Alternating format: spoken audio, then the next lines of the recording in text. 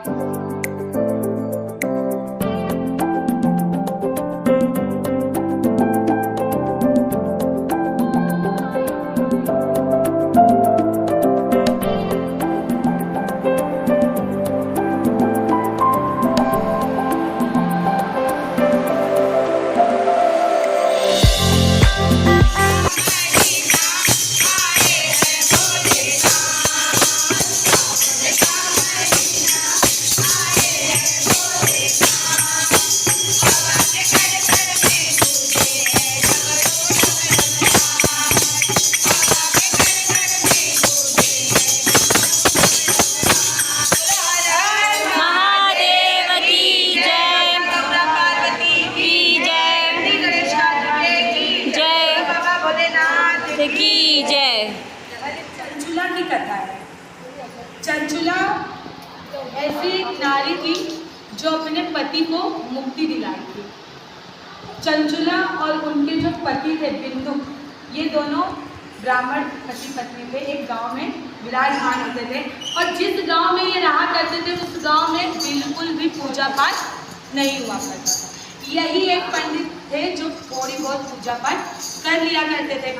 लेकिन ये जो पंडित थे, ऐसे पंडित कहा जाता है ना कि जन्म से पंडित मत बनो, कर्म से ब्राह्मण बनो।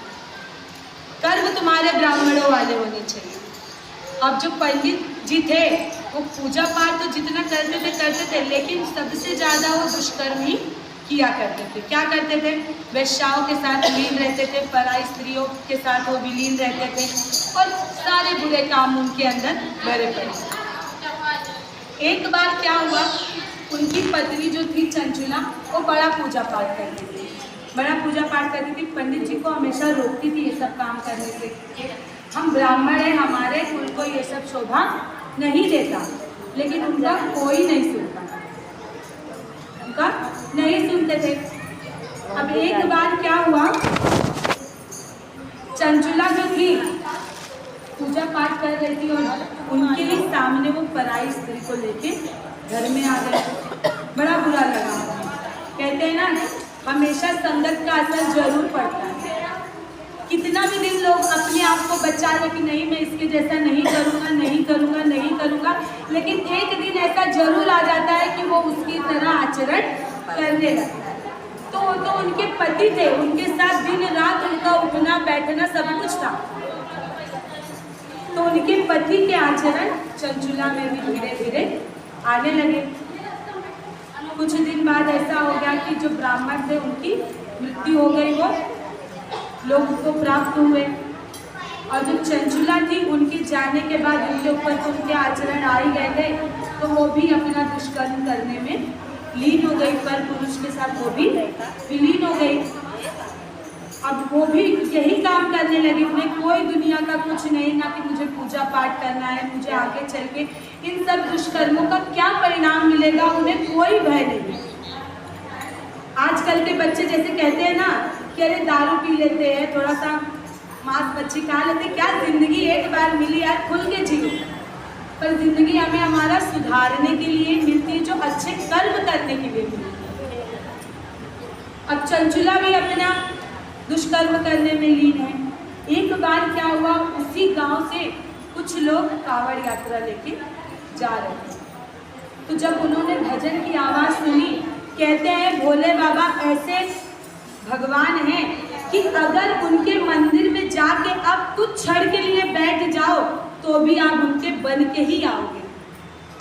तो जब उन्होंने भजन सुना तो वो सारे काम छोड़ के कांवड़ यात्रियों के साथ निकल गए। अब निकल गई तो जहाँ वो कांवड़िया गए अपना जल चढ़ाने के लिए भगवान भोले बाबा के यहाँ पे, तो पास ही की में एक नदी थी। उसी नदी में वो जल चढ़ाने के बाद सारे कांवड़िया स्नान करने लगे और चंचुला भी जाके उसमें स्नान की।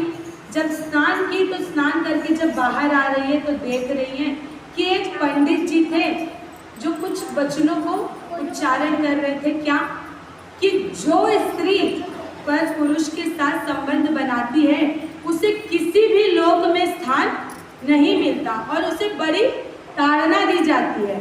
उस लोक के बारे में जब वो बता रहे थे, सारे दोष के बारे में जब वो बता रहे थे, वो दंड के बारे में जब उन्होंने सुना चंचुला ने, तो उनका रूह जो था वो कांप गए।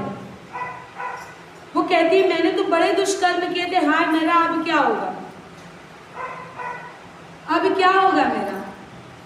तब वो तुरंत नदी से बाहर निकली और पंडित जी के पास जाकर बैठ गई।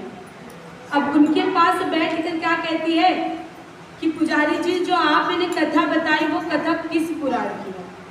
कहते हैं ये कथा शिव महापुराण की है। कहते हैं शिव महापुराण की कथा, ये कथा मुझे पूरा पान करना है।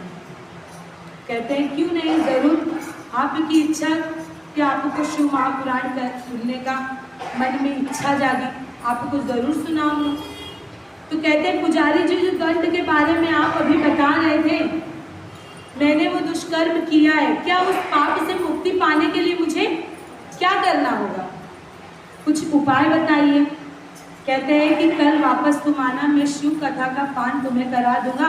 ये शिव महापुराण की कथा का सुनने मात्र से ही लोगों के पाप नष्ट हो जाते हैं, तो तुम इस कथा का पान करने जरूर आना। अब जब वो नदी के किनारे के पास एक छोटी सी कुटिया में गई तो सोच के वहाँ पे विलाप कर रही हैं कि मैंने तो बड़े दुष्कर्म किए हैं, अब मेरे साथ क्या होगा। अब भगवान के पास बैठी हैं और क्या कह रही है, देखो लोग भगवान से नहीं बचते, लोगों की नजरों से बचते हैं। चोरी कर लेता है चोर, सोचता है कोई नहीं देखता, पर ये नहीं सोच रहा कि ऊपर वाला देख रहा है। किसी के साथ लोग छल कर रहे हैं, सोच रहे हैं किसको क्या पता चलने वाला है, लेकिन भगवान उस छल को देख रहे हैं। अब चंचुला भी भगवान के सामने बैठकर भजन कर रही है। क्या कह रही है, दुनिया से मैं हारी तो आई तेरे पास, दुनिया से मैं हारी तो आई तेरे पास, जहाँ से मुझको हारी कहाँ जाऊँ भोलेनाथ, यहाँ से भी तो हारी कहाँ जाऊँ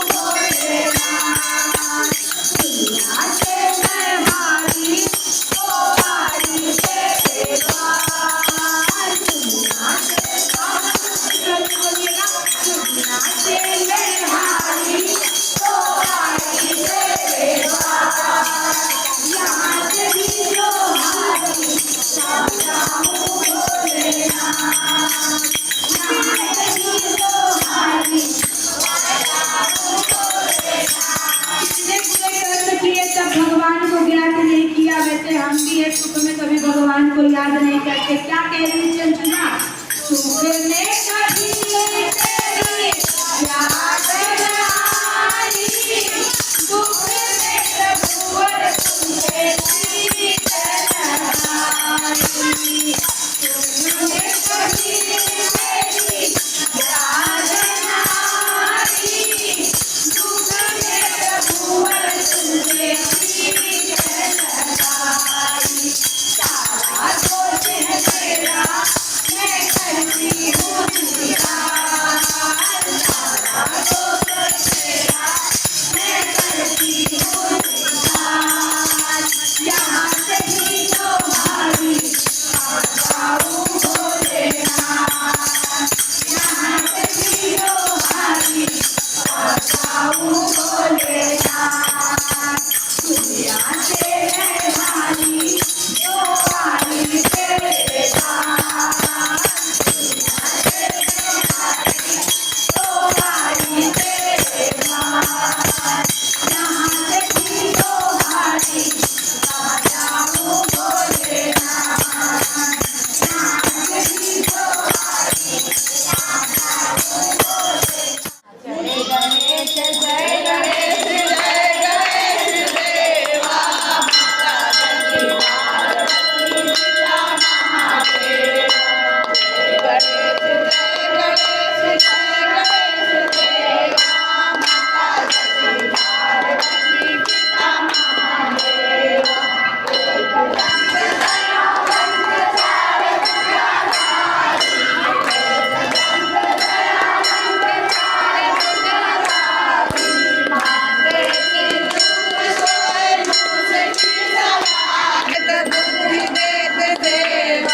मनोकामना पूर्ण करो जय गणेश देवा, मनोकामना।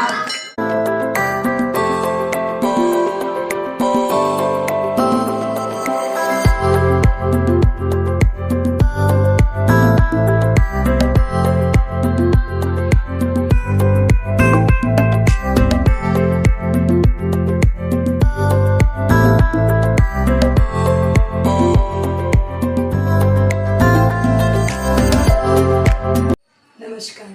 तो आज की चर्चा आपने सुनी, गले से आपको पता ही चला होगा कि आज भजन में है। तो आपने कथा सुना, कथा सुनिए, शेयर कीजिए, लाइक कीजिए, सब्सक्राइब कीजिए, ताकि और भी अच्छे अच्छे आपको वीडियोस मिलते रहें।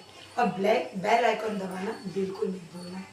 देखिए, आज की जो मैंने चर्चा बोली आप लोगों ने सुने होंगे या सुनोगे। तो चर्चा ये था कि आजकल के जो यूथ, आजकल के जो बच्चे बोलते ना कि हम ऐश की ज़िंदगी जी ले, अरे हम थोड़ा ये काम कर लेते, कोई बुराई नहीं है। तो ऐसा कभी नहीं। ये मनुष्य जन्म हमें अच्छे कर्म करने के लिए मिला है। तो आप लोग भी अच्छी बातें करिए, अच्छे कर्म करिए और हमारे वीडियो को ऐसे ही लाइक और प्यार देते रहिए। हर हर महादेव।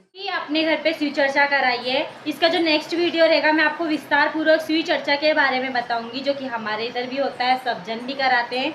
और अपनी अपनी भावना है उस हिसाब से इसमें प्रसाद और जितना आपको लेन देन भी होता है, इसमें जितना आपकी श्रद्धा भावना वो आपके तक। तो इसमें इतना भी है नहीं कि बहुत ज़्यादा मीन्स पूजा करा रहे हैं तो पूरा गाँव को बुलाना, ऐसा कुछ नहीं है। ये अपनी जितनी श्रद्धा भावना होती है उसके प्रति है ये। तो मैंने काफ़ी ब्लॉग डाले, लेकिन कुछ लोग बोलेंगे कि अरे क्या ब्लॉग वगैरह डाल रही है, बट नहीं, मुझे भी अच्छा लगता है जाने को वहाँ भजन लेने को। लेकिन उसमें मैं वीडियो बनाऊँ कि मैं भजन गाऊँ, मुझे इतना समझ में नहीं आता। लेकिन फिर भी आपके लिए मैंने कथा और जो हमारा थोड़ा मोड़ा जो भजन है वो मैंने लिया है। शायद ही है कि जो एक और कथा और भजन होगा मैं अलग से उसे डालूँगी।